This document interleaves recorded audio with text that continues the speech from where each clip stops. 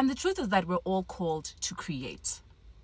And it's not even about creating a thing. The notion that there is a thing is problematic in and of itself, because we're called to create different things at different times in our lives.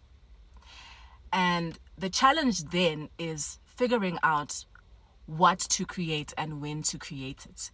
And you can only really figure that stuff out when you're in moments of stillness, like days where you don't do anything for days, and maybe even for weeks, sometimes even months and years. But we don't have a luxury of doing that because we've got things to do, bills to pay, jobs to show up to, which is why the current system we're living under is so deeply problematic, because you never get to quite figure out what it is that you were created for. Because I can tell you now, you were not created for the job that you're working right now. That was not the purpose of your creation. You were put on this earth to create something.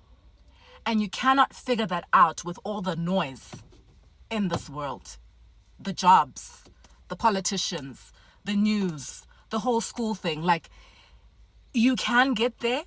It might take you longer to get there, but there's a certain skill that is required to block out all the noise in order for you to figure out what it is that you're called to create. This is part of the reason why the wealthy stay wealthy, because their children have the luxury of chilling and figuring it out, because they have amassed all of this wealth from probably stealing from regular people like us, stealing from other countries. But anyway, they have this wealth and this cushion, and they can afford to chill, relax for 2 years and come up with the best ideas that are worth billions of dollars. And figuring it out for weeks, months, years on end is not a luxury that most regular people like you and me have. Now, the question is, how do we figure out what we're called to create in the midst of all the stuff that we're expected to be doing?